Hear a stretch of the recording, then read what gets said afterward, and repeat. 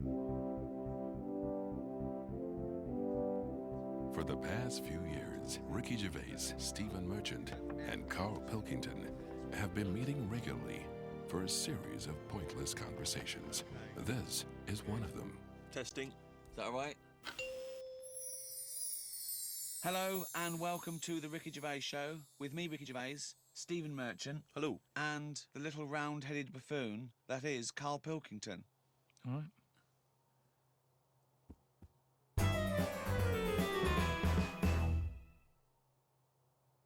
Okay, then listen. Right, I've found some things that I think will interest you, and I want your first thoughts on these. Okay. Now these are facts that I've sourced. Okay. What's the actual topic? Well, you love animals, don't you? You're interested in animal Some facts. of them. I don't love them. Some of them fascinate me and stuff, but a lot of them also get on my nerves. I don't know how an animal can get on your nerves. They just do. Okay, then here you Right. go. There's a frog, Karl. Just a little frog, a poison-arrow frog, that contains enough poison to kill over 1,000 human beings. Why is it that annoyed? It's not annoyed. Well, why is it going about killing 1,000 people? No, it has the potential to. It has enough poison, it has enough toxin in it that could kill 1,000 human beings. But does it need that? Whereabouts is this? Where's it living? Rainforest, I think. And does it need that sort of power? Is it in that much? Is it getting threatened a lot? Is what I mean. Well, no, because it's saying, don't come near me, and it shows it with its colours. It's got the colours that say it doesn't want to be eaten. It doesn't want people to chew a bit, right, and go, oh, I'm an idiot. It's saying, look at my colours, don't eat me. You don't want to come near me.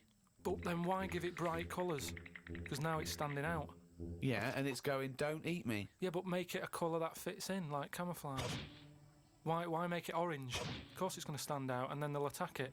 And then it'll turn around and bite and kill 1,000 men or whatever. No, it doesn't bite. It's the fact that if you were to eat it, you would die. Yeah, but who's going to eat it? Well, things that eat frogs. The French. And they go, sacre bleu! You have killed me and 999 of my friends. But why is everything, like, surviving like this, though? I thought it was all about survival of the fittest, not the one who looks the hardest. Well, but survival of the fittest is whether you're chosen or not by nature. No, but I'd survive if I could go about killing 1,000 men at one bite. It's not fair. It doesn't bite. It's Well, whatever, if it licks you or whatever. But no, it doesn't not if it licks you. If you lick it. Well, I'm not going to lick it. It's not going to happen. I will not be licking a frog. So it's of no danger to me. So I could still kill it, and there's no chance, at no point am I going to lick a little frog's head. Not when it's alive or when it's dead. I love the fact it's all about you. It's all about how it relates to you.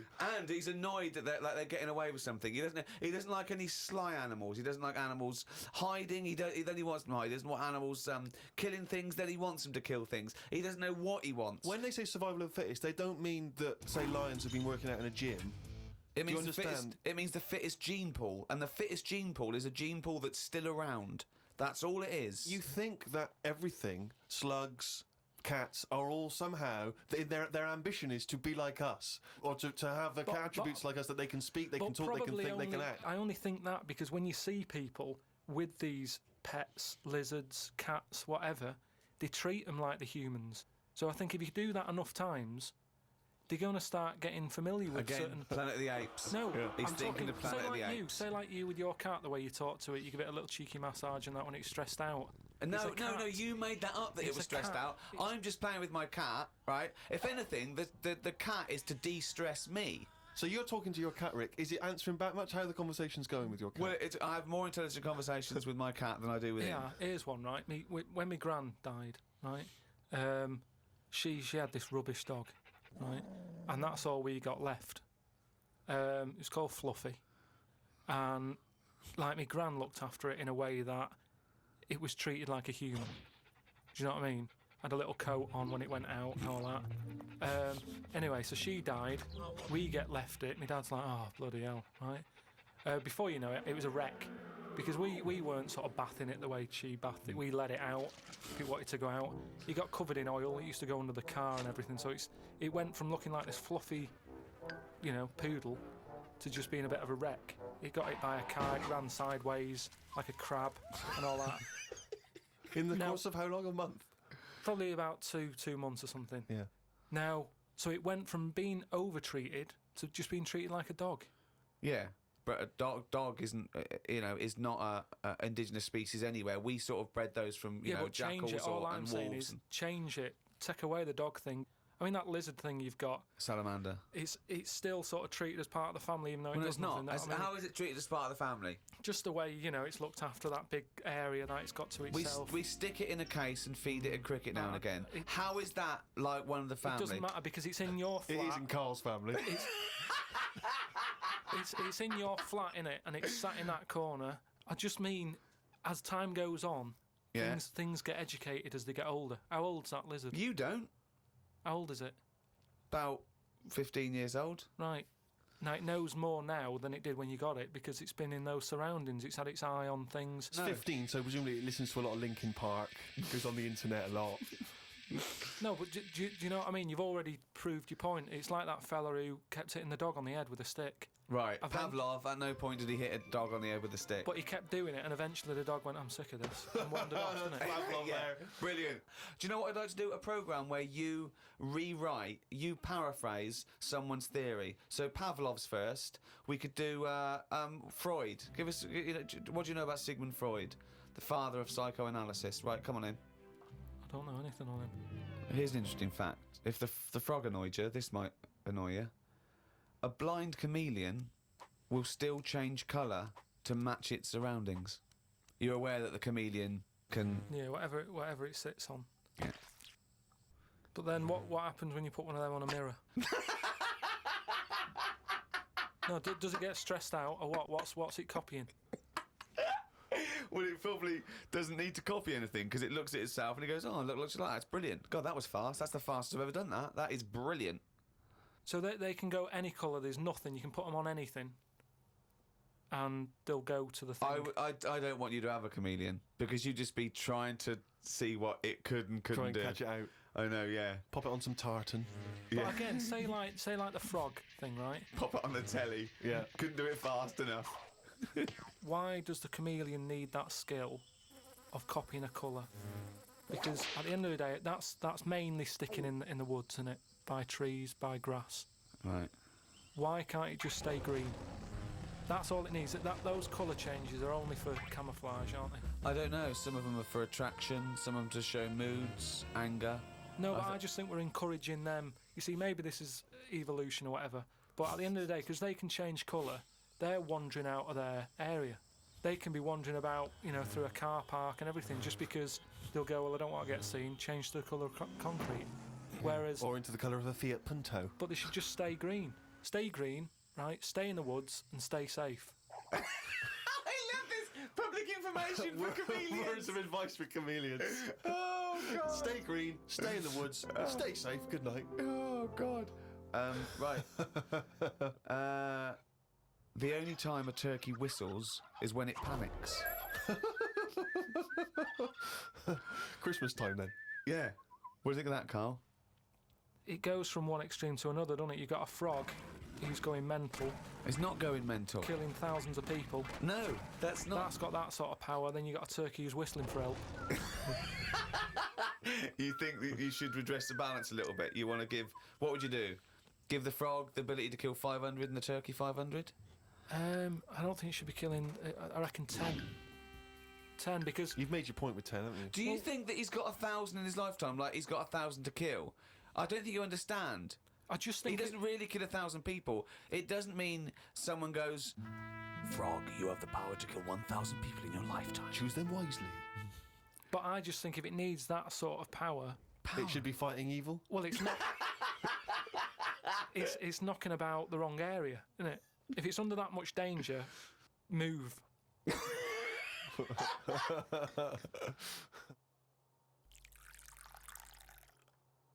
I was thinking the other day about, your body and everything, because it is amazing, isn't it? How it works. Oh, yeah, yeah. Does the brain control you, or are you controlling the brain? I don't know if I'm in charge of mine. Nor do I, There's a surprise. Nor do I, No, do you know what I mean, though, by that? Does the brain control you, or do Well, you when control the brain? like, don't you ever sort of think sometimes? Say if you're making, but 'cause you I are was the making, brain. No, but I was making a shopping list, right? Going right, I need some rice, kidney beans, and I thought I had everything, and I sort of was rolling up the paper, and then something went, oh, an onion. Your So brain did Something that. went an onion. Was it Suzanne? No, well, my brain sort of went, you forgot something. Yeah. I didn't think I'd forgot. I was No, putting you that- are your brain. No, but don't you understand? My brain was I was in control of my brain when I was writing down rice and kidney beans. But you're not in charge of the onion. That's another part of the brain that's in charge of the onion. The onion sector. No, but I put the paper away, putting my coat on, ready to go and get the rice. But yes, but your onion lobe kicked in. What? So you put the paper in your pocket, you got the coat on, then you just suddenly hear Then from it nowhere. was just like onion. Yeah, I'm not even thinking about that shopping list. It's in my pocket. I'm thinking, do I need my gloves? It's cold out. Yeah. Suddenly, onion. And it was like, oh yeah, onion. Yeah, I had to get the paper out. You So had what to I'm write that saying down. is, But who's what? in charge? The brain, the mind. The brain is the. What are you doing? But Who's in that's charge? just you forgot the onion, and then you remembered the onion. You must have forgotten things in the past. No, but not like that. Not where, like, it just made me think that was weird. Who reminded me of that? You did. Yeah, but I'm not. No, you are your brain. It's not like there's you, then there's a brain, then there's an extra one looking down at it. Oh, the meta brain, the thing above it. No, but your brain. How does your brain work? You give it information, don't you? Well, it takes. Do you mean you give it information? Well, It's doing it, if isn't I it? sat in a room with nothing, not feeding it anything, it wouldn't know anything. No, but there's this thing But that there's then- two yous. It's this thing that there's this. Carl and Carl's brain. Yeah, there's not a duality in this. If you go, come on, now think. That's the brain saying that to itself. It's not. There's not two people in there having an argument. Come on, brain. And the brain's going, oh, don't you start, I was thinking then. And the other thing's going, brain, onion. And the brain goes, Carl, onion. You are your brain. If you are anything, you are your mind, your brain, your collection of memories, your personality. You're not what you look like. Does that answer your question, Carl? What did you think of then? You were thinking of a tortoise on a skateboard then when I did that last sentence, weren't you? You know, whilst you've been working on that, I've been travelling about a bit. Went to Dorset, right? Nice beach there. And you know those huts you get, like a hut on the beach, and Where you get changed? you can get changed in it, but they're better than that. It's like you can put a telly in it, sofa if you want. Oh, you don't mean the Victorian changing Yeah, hutch? yeah, You those mean sort like of things. It's sort of bigger than that. yeah? And we're walking down there, and there was a really sort of big fat family in one of them. There was about 4 of them, and you could tell that they'd never had a game of anything. Do you know what I mean? They Yeah. just sit down there, eating ice cream, looking at the sea and what have you.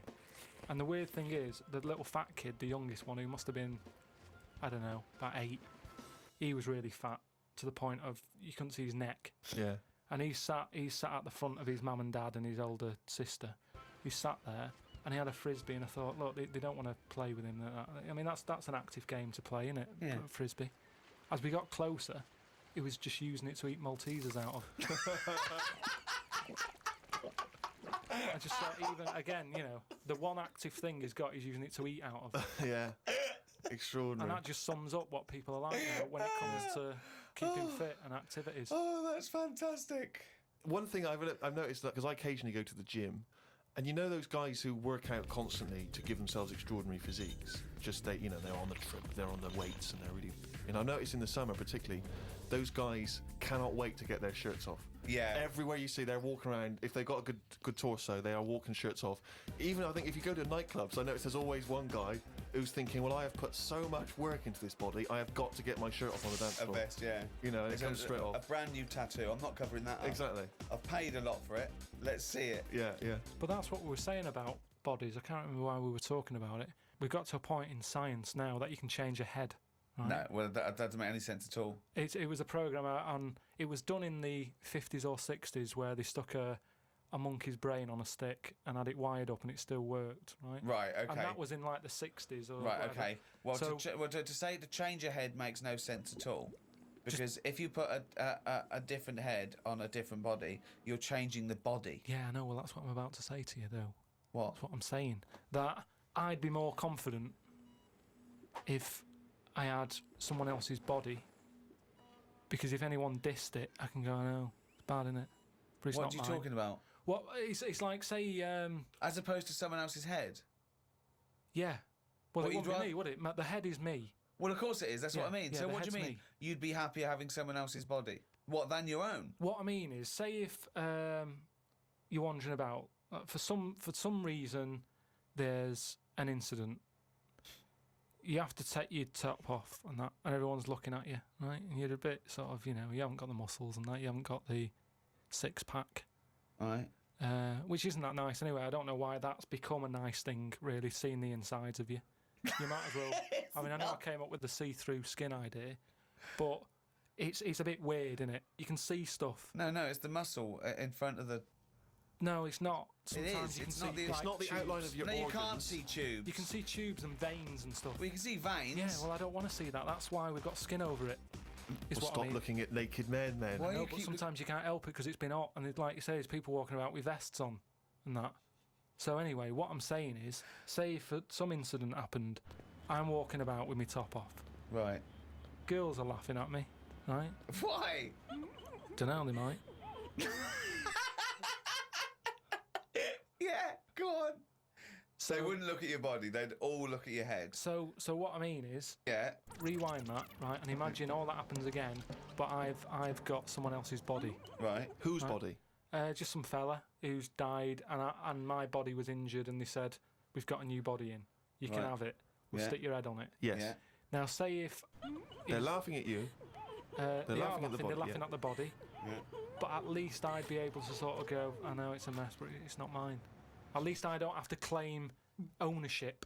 So all of this extraordinary technology that can make a head, put one head on another person's body, so you can go, it's not my body. No. But And it's not your own. I'm not being funny though. So if you have a body transplant, right, and you're there, you're at home, naked, you look down, Yeah. lovely penis and a set of testicles, Yeah. right? What do you do with them? What do you mean? What am I doing with them? Well, do you like them? Well, you wouldn't mess about with them as much as if they were your own.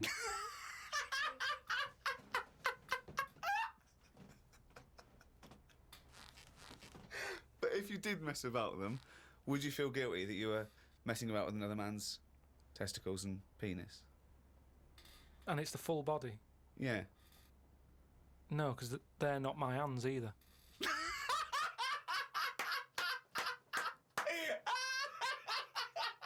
You're a genius. You're a fucking genius. So what you're doing is watching someone else wank. Yeah.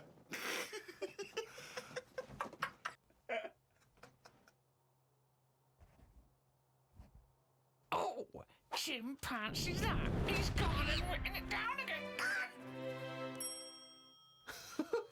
That's the ever-changing jingle for Karl's diary, excerpts of which we like to read each week.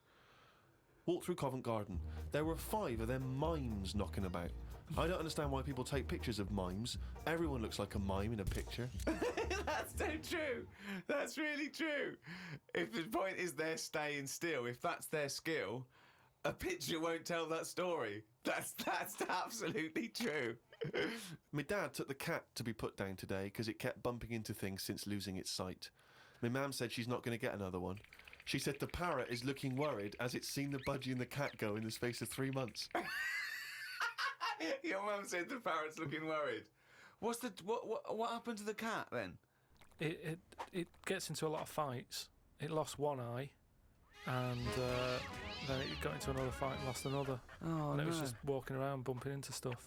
The vet sort of said, oh, we can do stuff to keep it alive and all that, but it's a bit out of order, isn't it? Because it costs a fortune. They shouldn't tell you.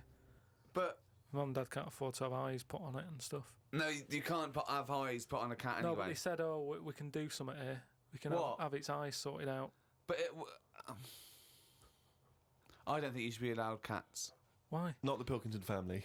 Why not? Well, They they have keep good dying. lives. Yeah, I know, but they have good lives whilst they're still knocking about. It's just that we get through them. It's a good job you're not going to have kids. Oh, God almighty. I can't believe it. A mate sent me a story on email about a bloke in China who has this weird illness that means he can't have his picture taken. That's not the weird bit. If he tries, his body doesn't appear in the photo. Don't talk shit. He has had group pictures taken and everyone appeared apart from him. Don't talk shit. The That's story bollocks. had a picture next to it of a family photo and it said he was stood at the back, but you couldn't see him. Right, he wasn't in the picture. He was in the picture. No, he wasn't in the picture. We've done loads of tests and stuff. No, on him. I haven't done loads of tests. This is bollocks. There's no way this is scientifically possible. What's his want? Yeah, now he's wanted. Just a white bit of paper up on the police wall. Have you seen this man? What man? If you see him, tell us. You're talking shit. Suzanne watched the film You've Got Mail tonight for about the 14th time. I don't think you could properly fancy someone without seeing them, unless you're blind. I think it's odd when blind people have affairs. Why is that odd? Just because most stuff is based on looks, isn't it? So you think once they've found someone, they're happy with them, stick with them. But no, it's not true. I mean, most things are based on looks. What I mean is when you first like meet someone and that. Well, initially it's only looks because you don't know them. So that's what I'm saying. But that's a ridiculous thing to say, isn't it? Well, no, it's just what I think. I'm not saying that's like fact or anything. I'm just thinking if you're blind, why mess about? You're still basing on it if it's only looks that people find. What?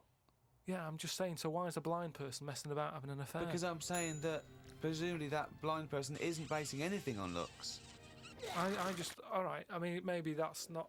I mean more like. Do you want me to cross it out? Shall I cross it out? Because it's just the same way. I think I put how people. I read something in a Sunday paper once with some bloke who was going out with some woman. He ended up going out with a sister who was a twin. If you're gonna have a change, have a change.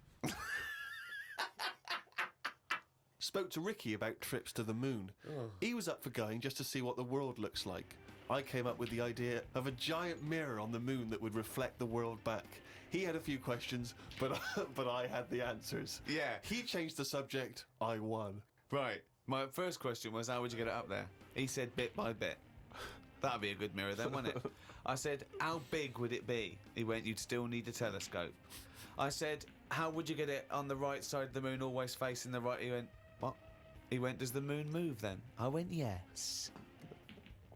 And if we don't like the mirror on the moon, we can always wallpaper over it. It's Suzanne's birthday tomorrow, so I've got to get her something. I sometimes think it would be best if we didn't celebrate birthdays. I think people would live a bit longer if they didn't know how old they were. Age puts restrictions on things. She said something about wanting one of them posh badges to put on her coat. I will look for one later. I love the fact that around the time that you've got to buy Suzanne her birthday present, you think that birthday presents are a bad idea. Got up early, it's Suzanne's birthday, gave her the card and present. She was well happy with her posh badge. She wore it to work. It's quite nice to hear a moment where she was actually happy for once in your company. They always say when you get someone a present, you should buy them something they wouldn't buy themselves. Daft rule.